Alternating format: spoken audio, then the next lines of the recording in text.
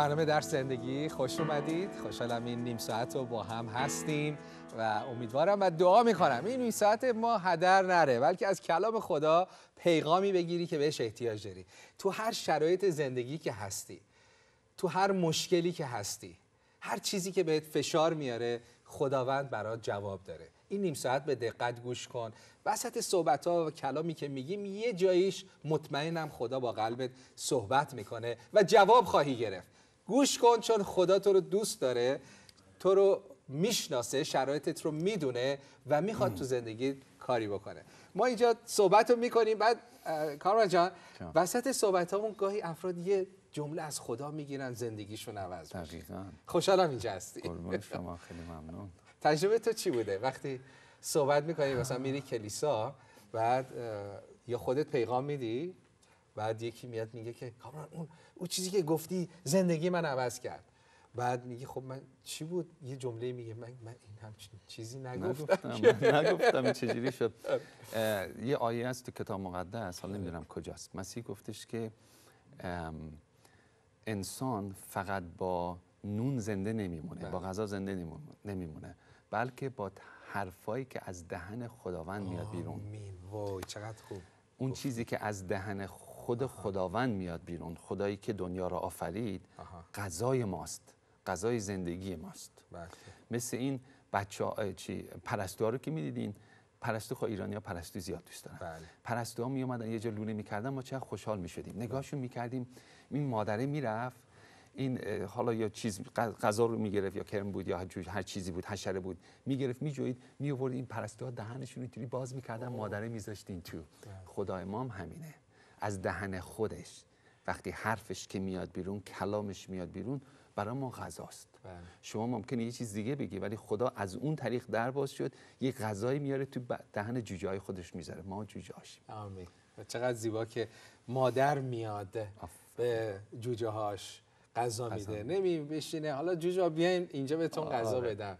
مادر. میخوام برنامه امروز هم راجع به اون آمدم صحبت بکنیم. البته عزیزان شاید ندونید، شاید هم بدونید که کامران عزیز، ایشون هم نویسنده هست، هم سخنگو هست، در کنفرانس های زیادی دعوت میشه در کل آمریکا، در کلیساها و کنفرانس های آمریکایی و صحبت میکنه. افتخار ما به شما اینه که خداوند از شما اینطور استفاده میکنه و خوشحالم از طریق شبکه 7 حالا خود ملت خودت رو داری خدمت میکنید. وارد یک دوره‌ای از زندگیت شدی که خدا خوندت. میدونم سالها تو رو خونده، ولی الان و اومدی و خوشحالم با هم همکاری میکنیم.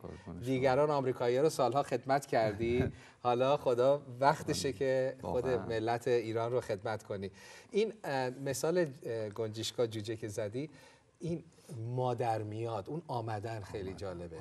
چون خیلی ها میگن بیا، خدای ما میگه من اومدم. میگه تو بیا، من نشستم، برو خدا رو پیدا کن. مثلا خدا گم شده، بابا ما گم شده ایم، خدا دنبال ما میاد، ما رو پیدا میکنه. بعد برنامه قبلم صحبت کردیم، وقتی که اون میاد خوبیشو که میبینیم، اون وقتی که ما دنبالش راه میافتیم. وقتی میاد غذا که میده، مادر و بچه، خب مادر که همیشه به بچه خب محبت داره، ولی بچه چجوری به مادر محبت میکنه؟ نیست که مادره رو از همون بچگی میبینه، هی مادره میاد غذا میده، هی مادره میاد بغلش میکنه. حالا هر مادری، اصلا ممکنه مادر واقعیش نباشه، یه شخص دیگه هم بیاد، بازم نیست که هی مادره بهش غذا میده، بهش توجه میکنه. بچه تو قلب خودش چیکار میکنه؟ راجع به مادر عشق جمع میشه. اون وقت دیگه مادر بچه رو یا بچه و پدر رو نمیشه جدا کرد. چرا؟ پدر همیشه بچه رو دوست داره، مادر همیشه، ولی بچه ها ذره ذره محبت رو میبینن اون وقتی که علاقه پیدا میشه. خدا همیشه ما رو دوست داره. ما موقع علاقه تو قلبمون جمع میشه که ببینیم بابا این خدا خدای خوبیه، واسه اینه که میگه من آمدم. آمین. اینی که گفتی یاد آیه اول یوحنا 4:19 اول یوحنا میگه که ما او رو محبت میکنیم زیرا او اول ما رو محبت کرد. ما خدا رو دوست داریم چون او اول ما رو دوست داشت. ما گاهی خدا رو اینقدر کوچیکش میکنیم، مثل یک انسان خودخواه نشسته، بعد بری محبتش بکنی تا حالا مثلا جواب محبت تو بده. این که ضعفه نیست؟ واقعا ضعفه دیگه. اینجا میگه خدا با اینکه میگه حتی زمانی که دشمنش بودیم او ما رو محبت کرد و اگر ما خدا رو دوست داریم جواب محبت‌های اوست. نه اینکه حالا برو دوستش بدار، دلشو به دست بیار تا لطف کنه، محبت بهت بکنه. این نیست. خدا ذاتش محبته. تو بدترین شرایط اگر امروز حتی خدا رو رد کردی، حتی بهش توهین کردی، بهش فحش میدی به خدا بدون که دوستت داره، خدا این چیزا بهش بر نمیخوره. انقدر قویه، انقدر شخصیتش عالیه، بازم برات دل میسوزونه. میدونه این فحش دادنات، این رد کردنات، این گناهت، اون اعتیادت، اون روابط نامشروع، تو هر چیزی که هستی خدا میدونه از بدبختی و از ضعفته و خدا میگه میام شفات میدم، آزادت میکنم. خدا آمد که چی بشه؟ آفرین. من آمدم. وقتی که خدا میاد یه زندگی جدید میده دیگه. حالا ممکنه بعضی از ایرانی بگن تا حالا کجا بود؟ تا حالا اگه رو راست باشیم بعضی وقتا آدم خدا رو نمیخواد. اگه همه چی تو زندگی آدم خوب باشه، وضع مالی خوب باشه، به قول ما ایرانی همه بچگی میگفتیم میخوام دکتر بشم یا مهندس یا خلبان. مهندس و خلبان و دکترم بشی، بعد میبینی آقا همه چی خوب، میگی خدا میخوام چیکار کنم؟ یه خورده من اینجا به فقیرا کمک میکنم، آدم خوبیم. خدا رو نمیخوام. آدم نیست که یه خورده زندگی پایینی میره آدم میبینه که ای بابا دیگه من جواب ندارم، مهندسیم هم کاری نکرد، دکتریم هم کاری نکرد، رژیم قبلی و رژیم الانم کاری نکرد، رژیم داخلی منم کاری نکرد. الان میگی من آماده ام. وقتی میگی من آماده ام، خدا میگه من آمدم. چون آماده ای دیگه. خیلی آمدم یه شعری نوشتی، میخوام این شعر رو با هم مرور کنیم و یه خورده باز کنی. شعر خیلی قشنگه، شعر هم زیباست، هم قلب آدم رو لمس میکنه و اگر حقایق خوبی هم توش نهفته باشه که دیگه چه بهتر. هم فکر آدم عوض میشه، هم قلب آدم.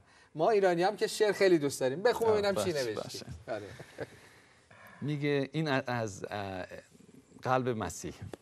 میگه من آمدم تا عشق را در سرزمین عشق بیدارش کنم. این خودش یه لحظه اینجا واسطیم. بله.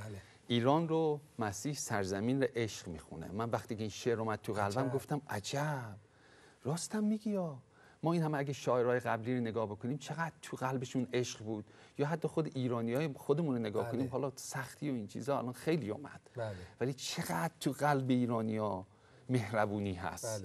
حتی اون کسی که ما تو صورتش سنگدلی میبینیم واقعا تو قلبش مهربونیه.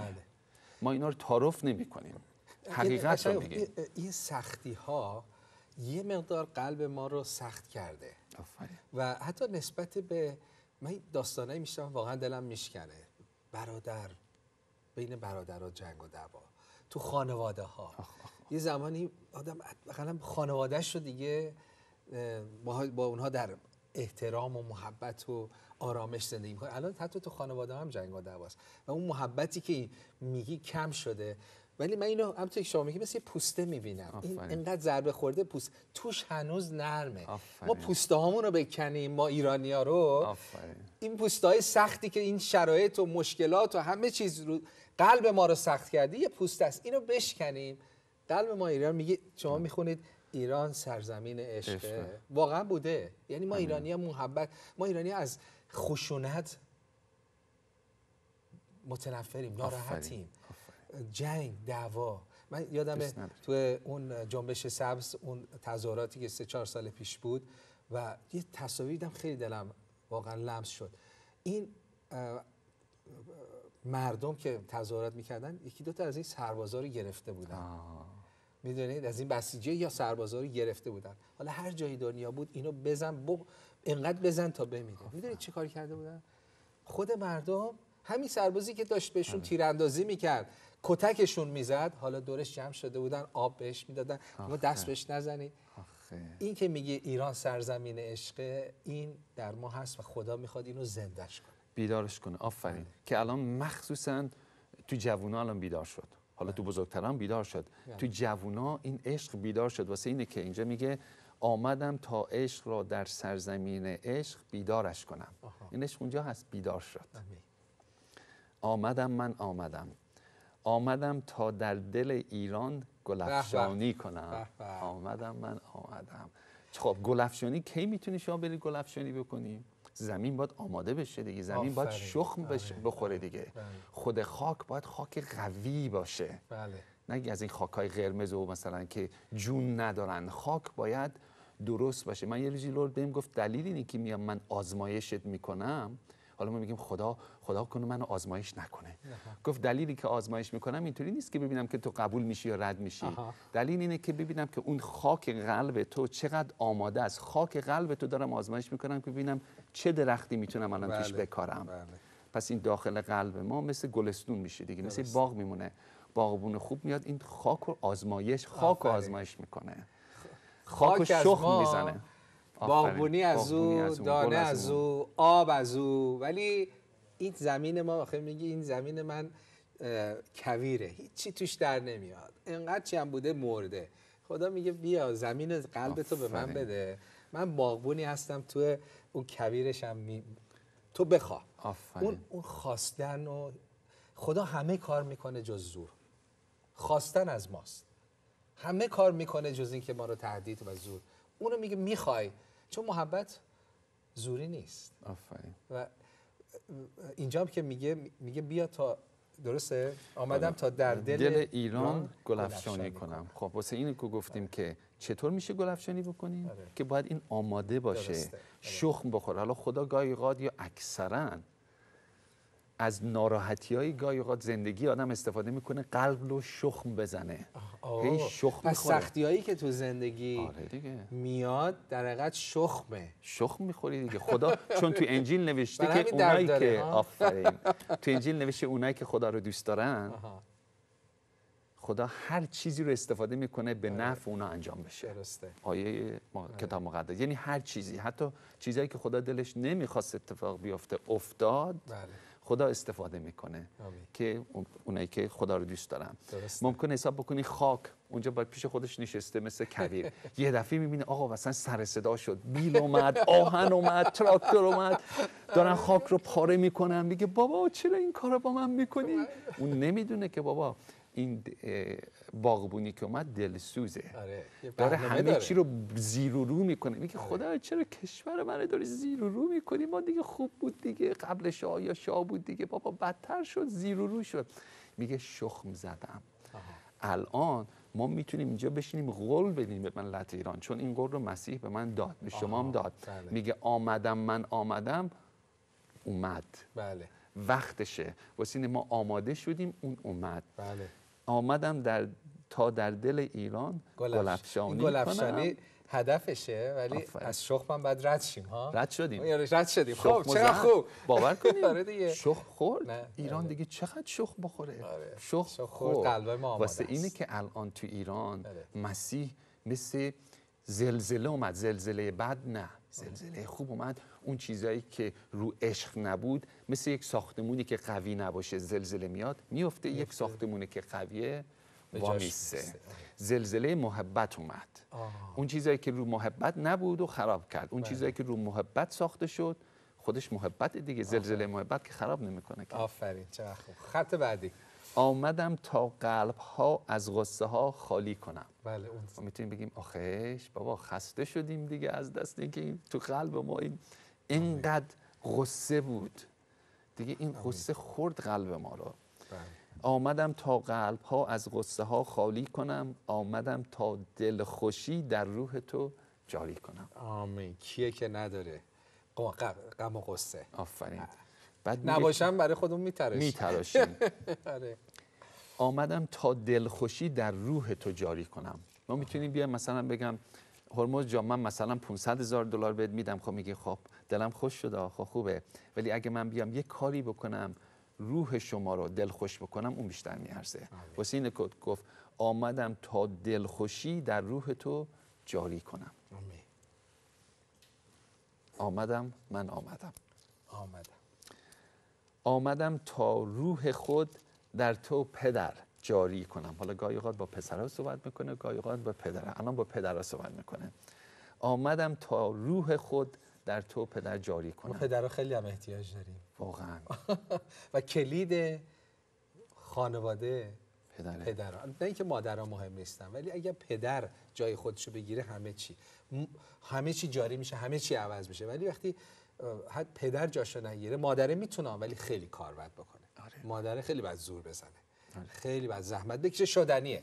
برای همین اگه خانمایی هستید که میخواید خانواده‌تون عوض کنید، حتی اگه شوهر باهات نیست، میتونی، سخته ولی میتونی. ولی اگه پدر جای خودشو بگیره، اصلا مثل جاری میشه تمام خانواده. آره. اینجا داری با پدرها صحبت میکنی. یه چی؟ آمدم تا روح خود. این خیلی مهمه. این فقط یه شعر نیست. آره.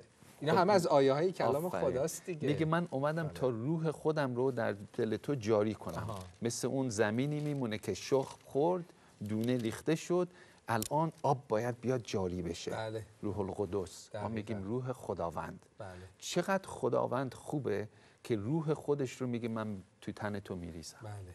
و توی تن پاک باید بشه. آفرین. من میدونم، من خودم حالا بگم به عنوان پدر حال و همسر کم میارم، واقعا کم میارم. یعنی کیه؟ یه انسان، خود من، یه انسان خودش احتیاجات داره، خودش با مسائل درون خودش دست به گریبانه، فشارها هست. بعد حالا نه فقط برای خودش نباید کافی باشه، خودش رو شارژ در محبت و آرامش قوی نگه داره، حالا باید بره خانواده‌ش هم بده، باید به دیگران هم بده. یک پدر، این که میگی روح القدس، بدون روح القدس نمیتونیم پدری کنیم. کم میاریم. پدر کم میاره، من کم میارم، شما کم میاری. روی صحبتم با پدراست. اگر بخوای و اگر نجات رو بگیری و روح القدس رو بگیری، پدری میشی که خانوادت رو عوض میکنی، همسرت رو عوض میکنید. بله، تو بچه‌هات عوض میشن، ناامید نباش، برمیگردن. تو عوض شو. خدا کاری کرده که پدرها کلید باشید. و توی خانواده اگر بگیر، نه به زور خودت میگی آخه خستم. واقعا ما پدرها احتیاج به کمک داریم. میگی بابا من خستم دیگه، حالا سر کار مشکل ها، بدم خونه به زن و بچه‌هام هم حالا محبت کنم، برسم من میرم مثلا چیزی از من نمونده. خدا بهت میده روح القدس، روحش رو به شما میده و با قوت روح میتونی تو بابا همسرت و بچه‌هات عوض کنی. امتحان کن، میشه، بخواه میشه. یه مرد خدا، اینقدر ضعیف نباش، اینقدر نازک نارنجی نباش. یه حرف همسرت تو رو بزنه، یه مشکلی از پادرت بیاره، روح خدا روح قوته. یه مرد خدا بشو که خودت رو عوض کنه، خانوادات عوض کنه. اون عامل تغییر و تحول در زندگی خودت و خانوادت باشی. میتونی با روح القدس میتونی. اومدم تا روح این پدر، این زدی به هدف، زدی به قلب من. شما الان راحت بشی، من بقیه رو صحبت میکنم. بعد شما گفتین که میشه. حالا اینجا من داشتم میفهمیدم، من اینجا رو نگاه کردم، انگار که مسیح جوابش داد. حالا چجوری میشه؟ چجوریش هم میگی؟ آفرین. بگو. میگه درد دل با من بگو، همدلی با من بجو. وقتی که درد دل با مسیح میکنین، درد دل رو چیزی باید متوجه شد. باید بریم ببینین که آقا تو اون دل چقدر درد هست. پدرم میگم من اصلا وقت ندارم که آقا ببینم چقدر درد هست. اینجا آتیشه، آتیش فشونه، اصلا نمیتونم برم اونجا خیلی گرمه. یه روزی، حالا پنجشنبه، جمعه، شنبه، یه شنبه، 1 ساعت 2 ساعت برین یه جا قدم بزنین، برین یه جایی که اصلا کسی نباشه، شروع کنین درد دل بکنین. با کی درد دل کنین؟ حالا شاید هنوز مسیح رو نمیشناسی، با دل خودتون بگین آقای دل حالت چطوره؟ ولی وقتی میگیم با دلت صحبت میکنی، با مسیح داری صحبت میکنی. بعد برین هی درد دل بکنین، به زبون بیارین. اینجا انقدر بدبختی کشیدم، اونجا انقدر بدبختی کشیدم، پدرم این شکلی بود، مادرم این شکلی بود، پدرم به من نرسید، خودشم نداشت، تمام بدبختی ها. این وقتی درد دل میکنین، مسیح کسیه که میشنوه، مثل عمل جراحی قلب میشه. بله. میگه همدلی با من بجوی. اون وقتی که قلب شما با قلب اون یکی میشه، اون وقتی متوجه میشین بابا این قلب من رو هیچ کسی نمیفهمه. بچهای من میبینن که من میرم بیرون کار میکنم، میام خونه عصبانی ام، اصلا متوجه نمیشن که بابا من قلب من براشون پر میزنه. بچهای خود منم هنوز نمیدونن. من فکر میکنم پدرها کسایی هستن که خیلی قضاوت میشن. مادرها نیست که قربون صدقه میدن، میگه پدر خب اونجا درست میکنه دیگه. مثلا بچه کاری کردن، بابا شب میاد خونه، پدر تو در میاره. من نباید تمدید کنم، بابا اونجا پلیسه. بعده میشه دیگه. واسه اینه که مسیح میگه درد دل با من بگو. یاد بگیرین. من اگر هر روز درد دل با مسیح نکنم، انگار که این دلم داره آتیش میگیره. خانومم سوزی بهم میگه که صورتمو نگاه میکنه، میگه که چشام کوچیک میشه این شکلی. میگه بابا تو برو با لردت قدم بزن، یه جورایی اصلا اینجا خطرناکی. برو من فوری میرم انفجار. باور کن من فوری میرم دور بر خونه خودمون قدم میزنم. وقتی که از در میرم بیرون انگار یه جورایی اخمام. وقتی که برمیگردم میگم آخه. بعضی وقتا حتی از در خونه میرم، خدا رو شاهد میگیرم 5 ثانیه میبینم انگار نه من باهاش صحبت کردم نه اون با من صحبت کرد. غم رو گرفت. برمیگردم سوزی میگه چرا برگشتی؟ میگم تموم شد. خدا رو شاهد میگم. بعضی وقتا خب 10 دقیقه طول میکشه. باید یاد بگیریم که چجوری باش دل کنیم.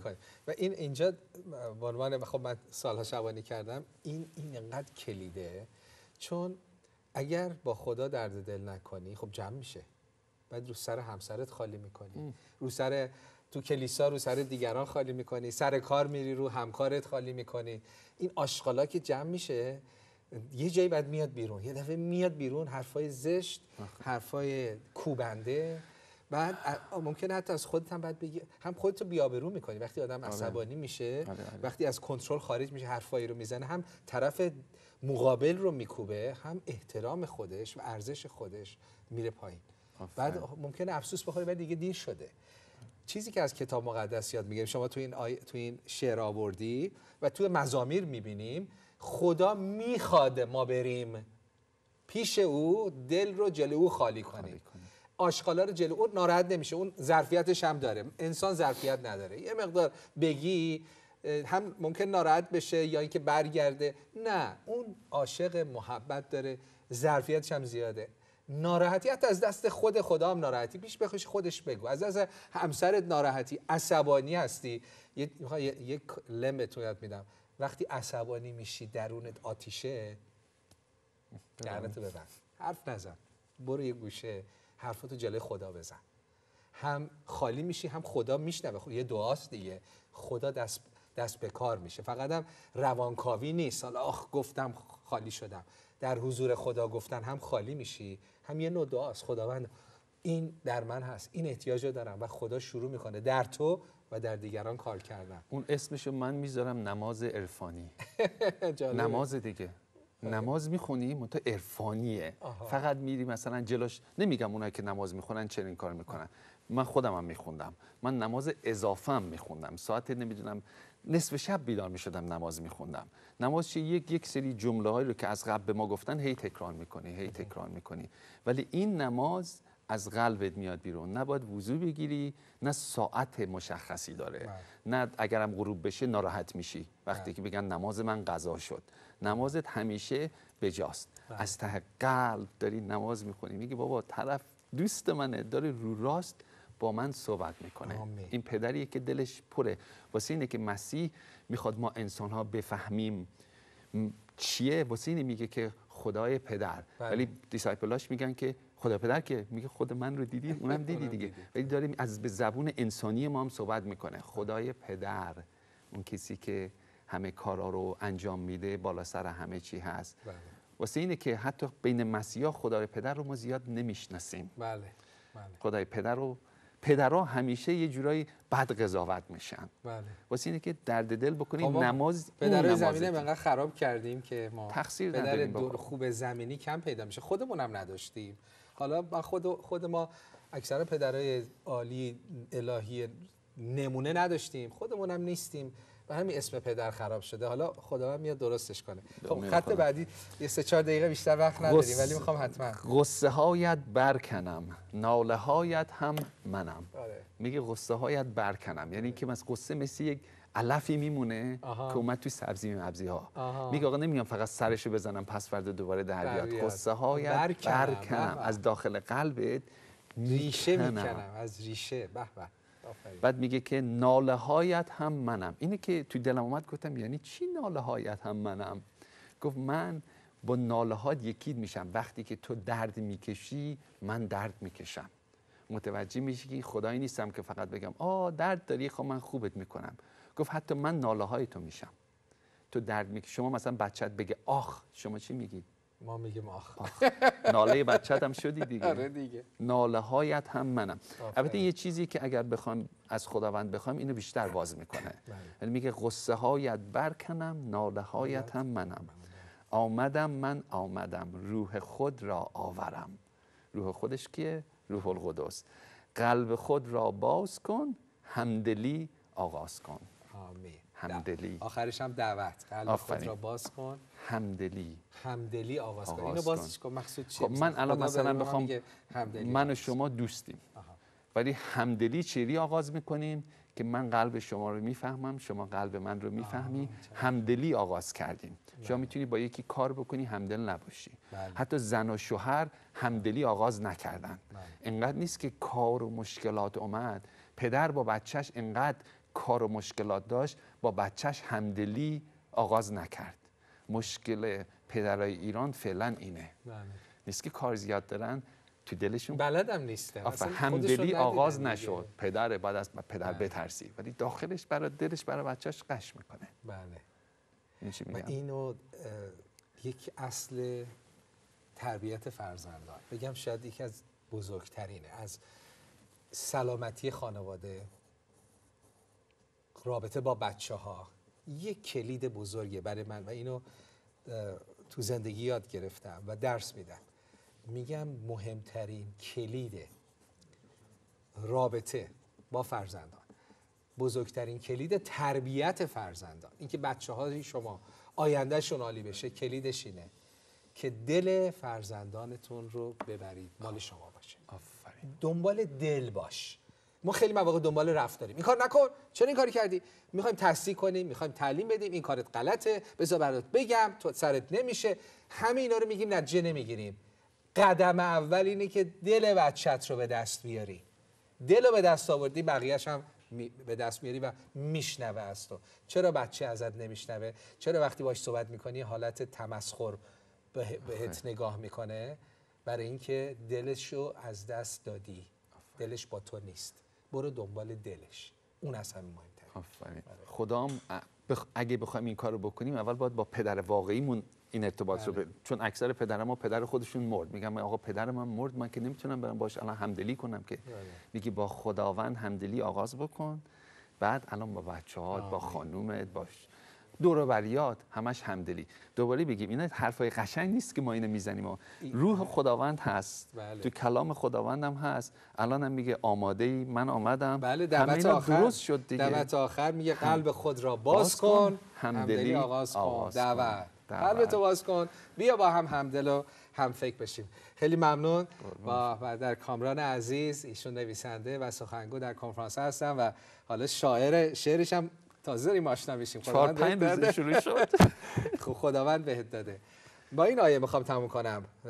یوحنا فصل 10 آیه 10 میگه دزد نمی آید مگر بدزدد، بکشد و هلاک کند. بعد مسیح میگه آمدم تا حیات یابید و آن را زیادتر حاصل کنید. دزد و به زور میان، با تهدید میان، ولی مسیح میگه اومدم تا به زندگی بدم و اونم فراوان، لبریز. اگر بخوای کار مسیح، نه اینکه خواهم آمدم کارمو انجام دادم، سر وقته. تو میخوای که قلب تازه، زندگی تازه بده، اصلا کار من اینه، بخوای تا به شما داده شود.